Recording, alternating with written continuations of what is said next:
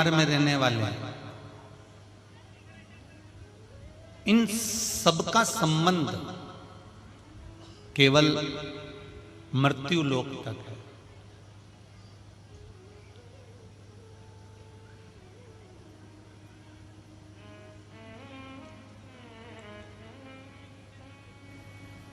परिवार चलाने वालों से संबंध केवल यहीं तक रहेगा, पर आप जो देव अधिदेव महादेव को एक लोटा जल चढ़ा रही हो, आप जो शिव जी की आराधना कर रही हो, एक बेलपत्र आप देव अधिदेव महादेव को जो समर्पित कर रही हो, शंकर भगवान को जल चढ़ा रही हो, परिवार चलाने वाले से संबंध केवल यहीं तक रह सकता है, पर जल चढ़ाने वाले का संबंध तो वहां तक रहता है। वो नीचे भी संभालता है और ऊपर भी संभालता है। हर पल, हर घड़ी, हर क्षण आपका विश्वास अगर शिव जी के प्रति जागृत होता है, शंकर भगवान के प्रति दृढ़ होता है, तो शिव आपको संभाल लेता है।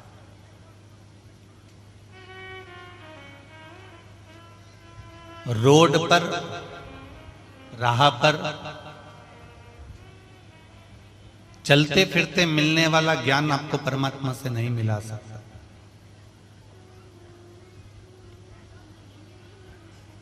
रावण ने चलते फिरते रोड पर ज्ञान प्राप्त करा था। अगर रावण एक बार किसी सदगुरु की शरण में जाकर बैठ जाता और किसी सत्संग में जाकर बैठ जाता या भगवान की शरणागति में जाकर बैठ जाता, तो ये निश्चित है कि रावण की लंका भी बच जाती और रावण भी बच जाता। पर अच्छी सत्संग नहीं करा उसने, अच्छी संगत को धारण नहीं करा उसने।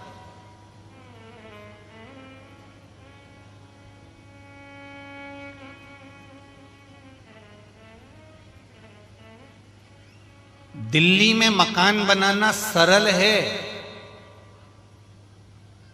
दिल्ली में ऑफिस बनाना सरल है, दिल्ली में घर बनाना सरल है, पर किसी के दिल में बैठना सबसे कठिन है।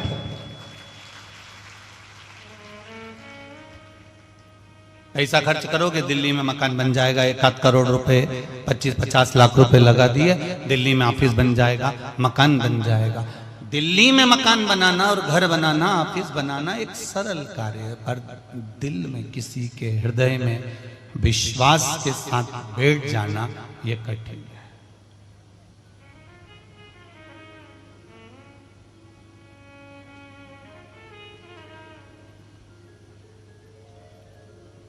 आपकी दृढ़ता, आपका भरोसा, आपका विश्वास।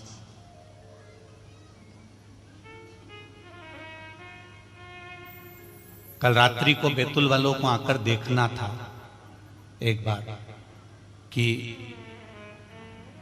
जो भक्त कथा सुनने के लिए भोले के भक्त आए हैं, इधर पानी, नीचे पानी था, उसके बाद भी ये जगह छोड़कर नहीं गए, उसी कीले पर अपनी दरी बिछाकर कम्बल ओढ़कर सोते रहे। जरा विश्वास करिए,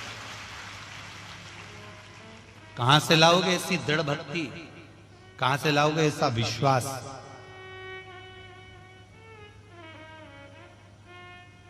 ये उसके भरोसे पर आता है। हम लोग कई बार भजन में गाते हैं, न घर के भरोसे हूं, ना परिवार के भरोसे हूं, भोलेनाथ दया करना।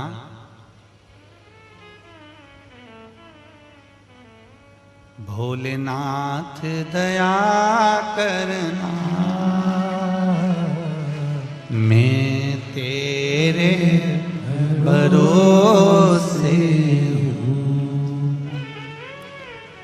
मेरे बाबा दया करना, मैं तेरे भरोसे हूँ। ना आप इन 5 जजमान के भरोसे पर आए हो, ना आप किसी दूसरे के भरोसे पर आए हो। उस परमात्मा ने जन्म भी दिया तो खुद के भरोसे पर दिया, स्वयं के भरोसे पर, स्वयं के विश्वास पर। ना घर के भरोसे ना परिवार के भरोसे हूँ, ना घर के भरोसे हूँ, ना परिवार के भरोसे हूँ। मेरे बाबा दया करना,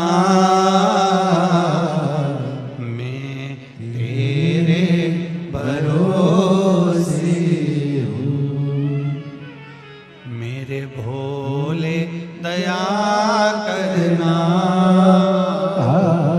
मैं तेरे भरोसे हूँ।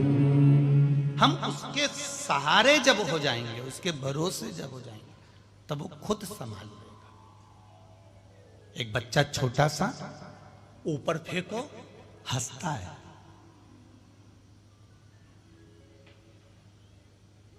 उसको डर नहीं लग रहा। क्यों? ऊपर जाकर नीचे आने में वो हंसता क्यों है? उसको मालूम है कि मुझे नीचे कोई पकड़ने वाला है। कितना भरोसा होगा उस बच्चे को। ऊपर फेंका, बच्चा नीचे आया, उसको मालूम है मेरे पापा हैं, मेरी मम्मी है, मेरे पिताजी हैं, मेरी माँ है, मेरे दादा दादी, मेरा चाचा चाची, काका काकी, बुआ फूफा, जो भी हैं, ये मुझे पकड़ लेंगे।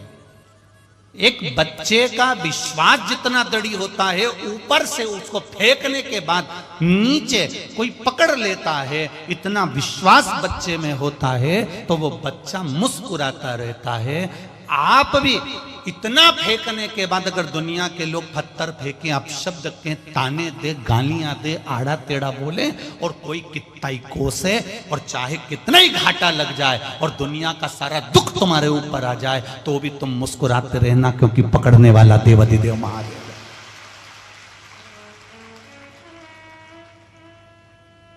मैं तेरे भरोसे हूं।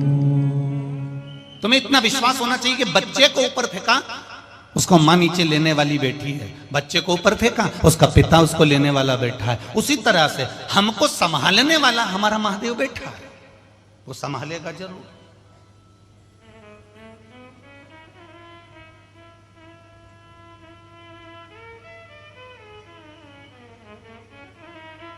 आज भोपाल में पानी गिर रहा है सुबह से, रायसेन में पानी गिर रहा है सुबह से, इंदौर साइड पानी गिर रहा है सुबह से, कुबेरेश्वर धाम पर कल रात्रि से खूब पानी गिर रहा है।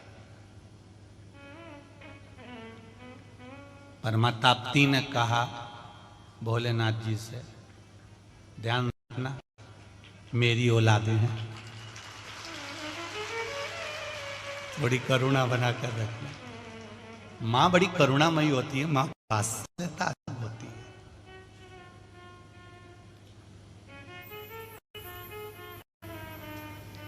जिस समय पर मां ताप्ती का विवाह हुआ था स्वर्ण जी के साथ में, और स्वर्ण जी मां ताप्ती के स्नेह में इतना डूब चुके थे कि अपना राज्य तक भूल चुके थे।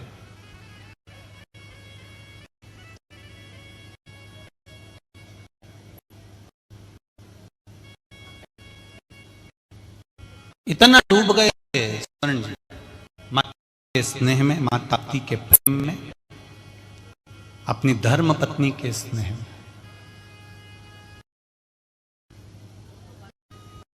पूरे नगर में हाहाकार मच गया था, कहीं भोजन के लिए बचा नहीं था।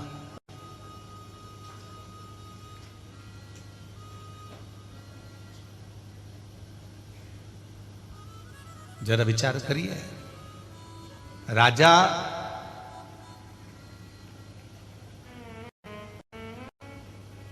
ये विचार कर कर गए थे कि मेरे को मृगा के लिए जाना है, और मृगा करते करते उनका स्नेह ताप्ती माँ पर आ गया और उनकी भक्ति को देखकर उन्होंने विवाह कर लिया।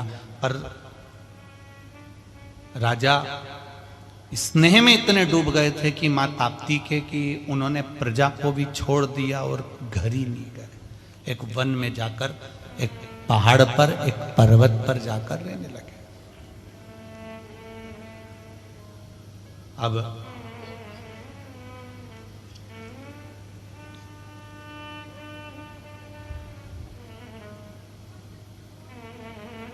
मंत्री को मालूम पड़ा नगर के कि राजा मृगा पर गए थे और ना जाने कहां चले गए। आज लगभग उनको गए हुए 6 महीना हो गया, पर राजा दिख नहीं रहे और जगह जगह पर भूखे मर रहे हैं लोग।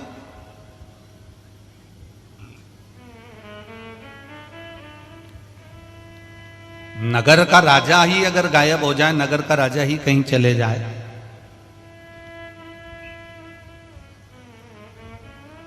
सब भूखे मर रहे हैं। अकाल पड़ गया राजा सवर्ण की नगरी में, अकाल। मंत्री ढूंढते ढूंढते राजा सवर्ण को पहुंच गए जंगल में। एक पहाड़ के ऊपर उन्होंने एक झोपड़ी देखी और झोपड़ी में पहुंच गए, और झोपड़ी में जाकर क्या देखा कि राजा सवर्ण और उनकी धर्म पत्नी माता ताप्ती दोनों साथ बैठी हुई है।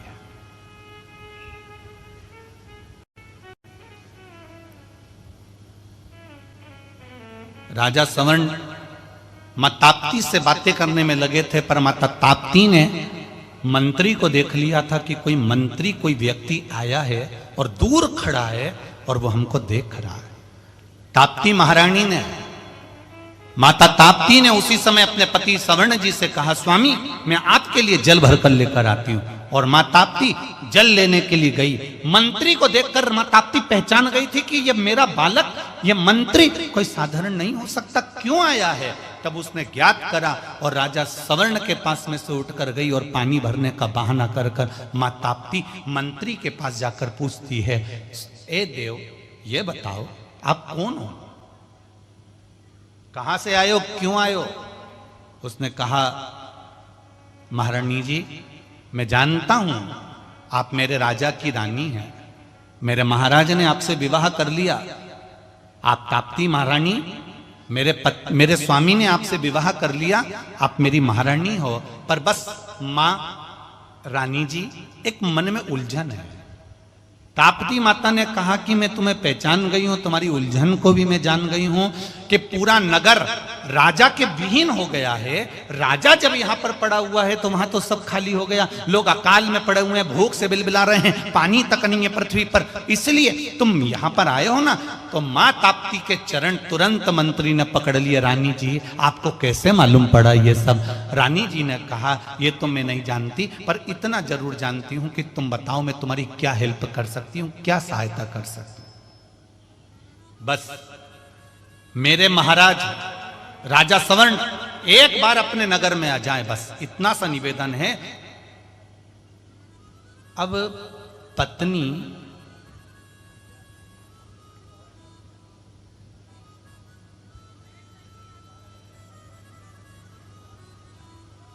पति से कहे, अपनी शादी को 6 महीने हो गए और तुम दुकान पे नहीं जा रहे हो, यहीं घर पे पड़े रहते हो। अगर एक बार अकड़ कर अगर पत्नी ने उससे कह दिया कि तुम दुकान पर नहीं जाते, तुम काम पर नहीं जाते, तुम नौकरी पर नहीं जाते, तुम सर्विस पर नहीं जाते, 6 महीने शादी को हो गए और तुम यहीं पड़े रहते हो, तो पति को बुरा लगेगा कि नहीं लगेगा। बताओ, ये मुझे ज्ञान दे रही है, कल की आई और मुझे समझा रही है। अगर डायरेक्ट माता ताप्ती अगर अपने पति सवर्ण जी से कह देती कि तुम जाओ अपने नगर चलें, अपन नगर में जाकर निवास करेंगे, तो राजा को बुरा लग जाता, क्योंकि राजा तो रानी के स्नेह में डूबा हुआ था। तब माता ताप्ती ने मंत्री से कहा, एक काम करो, तुम्हारे नगर में भूखे मरने की जो दशा है उसको चित्र बनाओ भोजपत्र पर, और भोजपत्र पर चित्र बनाकर आप राजा को भेंट करो गिफ्ट में। मंत्री ने चित्र बनाया तो रानी जी से पूछा, ताप्ती महारानी जी से, माँ मेरे को तो चित्र बनाना नहीं आता। ताप्ती जी ने कहा तो चिंता मत कर, तो बिल्कुल चिंता मत कर। माता ताप्ती ने अपने केश को हिलाया, हिलाते से केश में जो पानी लगा हुआ था, मां ताप्ती का वो जल उस मंत्री के मस्तिष्क पर पड़ जाता है और मंत्री ने मात्र कागज को हाथ लगाया, भोजपत्र को, और उस पर पूरा की पूरा उसके राजमहल में जैसा उसके राज्य में लोग भूखे मर रहे थे वैसा की वैसा ही चित्र उस भोजपत्र पर बन जाता है।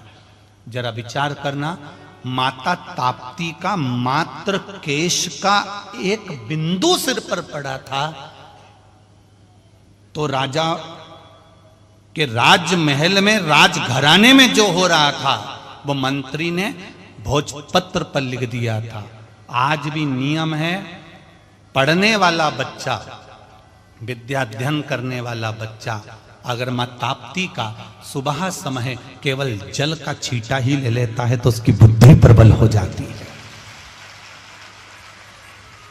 उसकी बुद्धि की प्रबलता आ जाती है। आज भी माता ताप्ती के जल में वो प्रबलता है जो माता ताप्ती ने केवल केश हिलाया था, माता ताप्ती ने केवल अपने बालों को हिलाया और उसका एक बिंदु मंत्री पूरा की पूरा चित्र अंकित हो गया स्पर्श मात्र से, मात्र स्पर्श।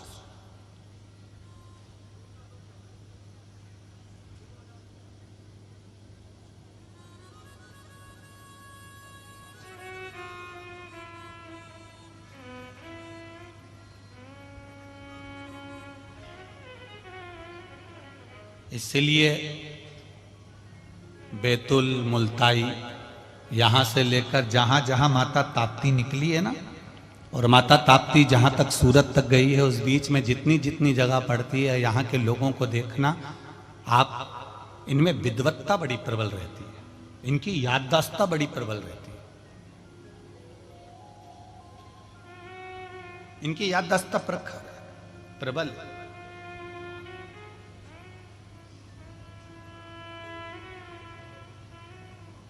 भोजपत्र पर चित्र अंकित हो गया, वो चित्र मंत्री गए, ताप्ती मैया वापिस जाकर बैठ गई अपने स्वामी के पास में, अपने पति के पास वापिस। और मंत्री ने जाकर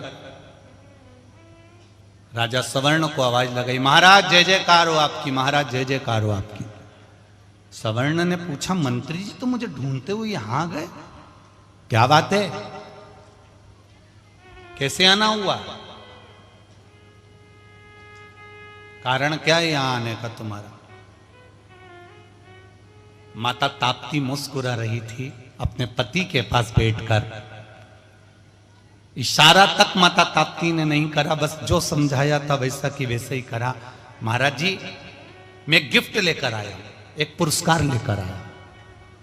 राजा सवर्ण ने कहा, लाओ जरा कौन सा गिफ्ट लाए हो जरा दिखाओ। और जो उन्होंने गिफ्ट दिया और राजा सवर्ण ने जो पर्चा खोलकर देखा और उस खोल के पर्चे को जैसे ही उस भोजपत्र को खोलकर देखा तो उसमें कोई कुएं में माताएं अपने बच्चों को पटक रही थी, कोई भूख के कारण मरे हुए जानवर का मांस खा रहे थे, कोई वृक्ष से टंग कर प्राणों को त्याग रहे थे, कोई अग्नि को जलाकर अपने प्राणों को छोड़ रहा था। ऐसा दर्शन जब राजा सवर्ण ने करा, देखा, देखते से ही राजा सवर्ण ने कहा, यह कौन से राजा का राज्य है जहां पर भूख से लोग मर रहे हैं?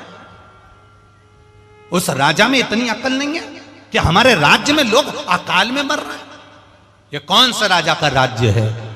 इतने में मंत्री ने कहा, महाराज ये राजा सवर्ण का राज्य है जहां पर लोग भूख से मर रहे हैं। राजा सवर्ण की आंख में आंसू भर गए, मेरे राज्य की ये दशा। राजा सवर्ण ने अपनी रानी से कहा, ताप्ती से, ताप्ती क्या तुम मेरे साथ में मेरे नगर चलना चाहोगी?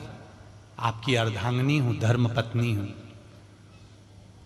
धर्म पत्नी का सबसे प्रबल कर्म होता है, पति अगर किराए के मकान में है तो मैं किराए के मकान में हूं, खुद के मकान में है तो खुद के मकान में हूं। धर्म पत्नी पति जहां रखे वहां रहने को तैयार होना चाहिए। ये नहीं कि तुम्हारे ऊपर दुख आया तो मैं अपने पिता के घर में हूं, ऐसा नहीं होना चाहिए कि तुम्हें दुख आया तो मैं अपने पिताजी के घर में हूं, जब अच्छा समय आ जाए तब मुझे लेने आ जाना। ये धर्म पत्नी का लक्षण नहीं है।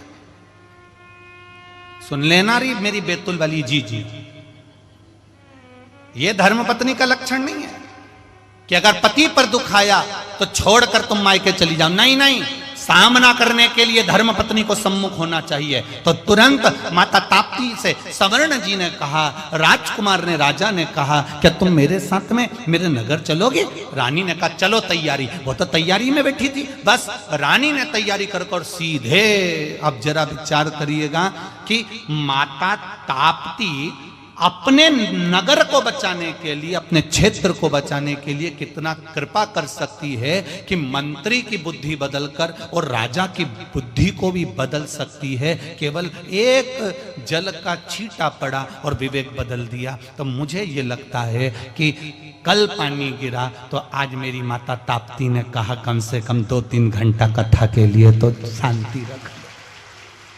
ये उसकी कृपा, ये उसकी दया।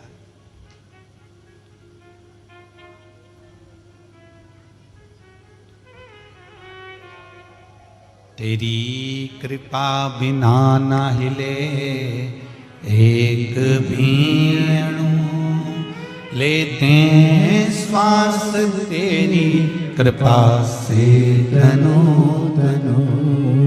बखान क्या करूं मैं राखों के ढेर का, चपटी भभूत में है खजाना कुबेर का। शिव महापुराण की कथा कर, रास्ते में मिलने वाला ज्ञान प्रबल नहीं हो सकता, चलते चलते मिलने वाला ज्ञान प्रखर नहीं हो सकता। रास्ते में रोक कर अगर तुम्हें कोई ज्ञान दे तो वो ज्ञान प्रबल नहीं हो सकता। एक सतगुरु के पास में बैठकर, एक गुरुजन के पास में बैठकर जो लिया जाता है वो जिंदगी में कभी अटकने नहीं देता है। वो ज्ञान प्रबल ज्ञान होता है, वो प्रबल ज्ञान। गुरु में और भगवान में एक अंतर है।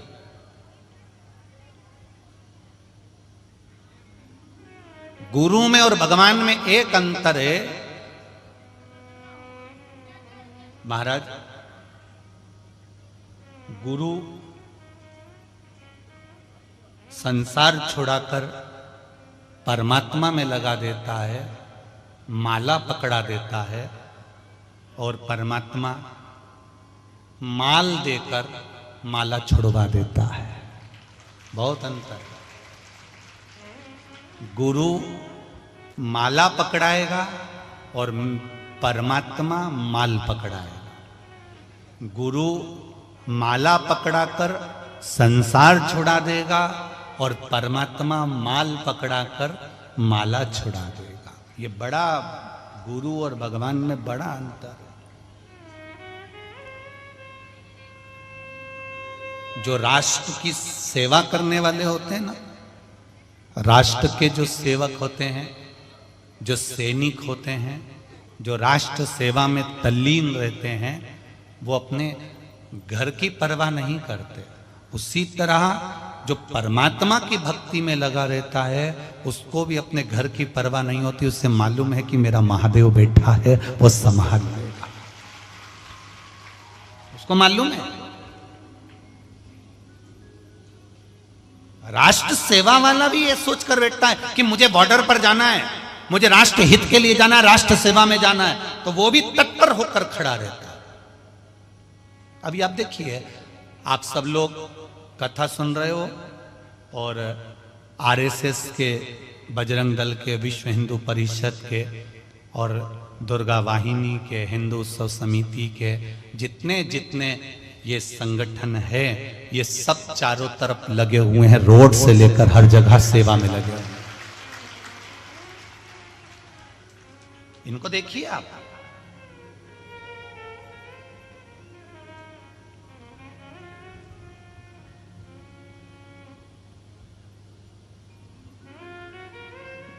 जहां राष्ट्र सेवा की बारी आती है, वहां राष्ट्र सेवा के हित में अपने जीवन का आनंद पाते हैं। रोड पर मिला हुआ ज्ञान प्रबल नहीं हो सकता, पर किसी सतगुरु के पास में बैठ, सतगुरु माला पकड़ाएगा, संसार छुड़ाएगा, और परमात्मा के पास जाकर बैठते हैं तो वो माल देगा और माला छुड़ा देगा। उसको मालूम है अगर ये भक्ति करेगा, मेरे पास आ गया, इसको जो मांगना है मांग ले। लोग कहते हैं भगवान के पास जाना, गाड़ी मांग लेना, बंगला मांग लेना, जमीन मांग लेना, जायदाद मांग लेना, सत्ता मांग लेना, सब मांग लेना। भगवान भी चाहता है कि तुम मेरे पास में आके सब कुछ मांगो, बस भक्ति मत मांगना। क्योंकि अगर तूने भक्ति मांग ली तो भगवान कहते हैं मैं तो भक्तों के चरणों का दास बनना पड़ता है। तू भक्ति मत मांग, धन जितना मांगना मांग ले, दौलत जितनी मांगना मांग ले, सत्ता जितनी मांगना मांग ले। जैसे जैसे तेरा वैभव बढ़ेगा, जैसे जैसे तेरी सत्ता बढ़ेगी, जैसे जैसे तेरे पास में धन बढ़ेगा, वैसे वैसे तू माला छोड़ देगा, भजन छोड़ देगा, कीर्तन छोड़ देगा, मंत्र जाप छोड़ देगा, नाम जाप छोड़ देगा, और तू धीरे धीरे संसार में लगता जाएगा, लगता जाएगा, लगता जाएगा, और मैं तुझसे दूर होता चले जाऊंगा, मैं तुझसे दूर हो जाऊंगा। पर जब भजन का बल बढ़ता है, भजन का जब रसतत्व बढ़ता है, तो उसका एक सुख, एक आनंद ही दूसरा होता है। भजन का बल भगवान शंकर पर चढ़ाया गया, एक लोटा जल, एक बेलपत्र, एक चावल का दाना, एक पुष्प की पंखड़ी, और ये भी नहीं चढ़ा सकते तो मात्र शिखर का दर्शन, शिखर का दर्शन भी नहीं कर सकते तो शंकर के मंदिर के सामने से केवल मुस्कुरा कर भी निकल गए तो ही वो कल्याण कर देता है। इतनी कृपालु है मेरा शिव, इतना दयालु। एक पत्र आया, ज्यादा पत्र तो अभी हमने पढ़े नहीं, पर एक पत्र देखिए।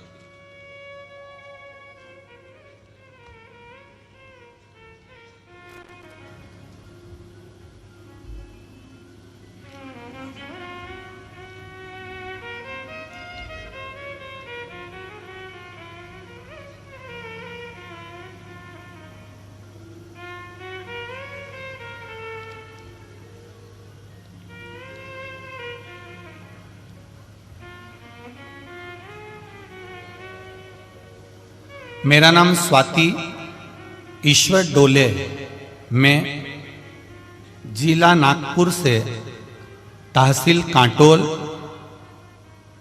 कोणाकी गांव से आई हूँ। आप ही हैं?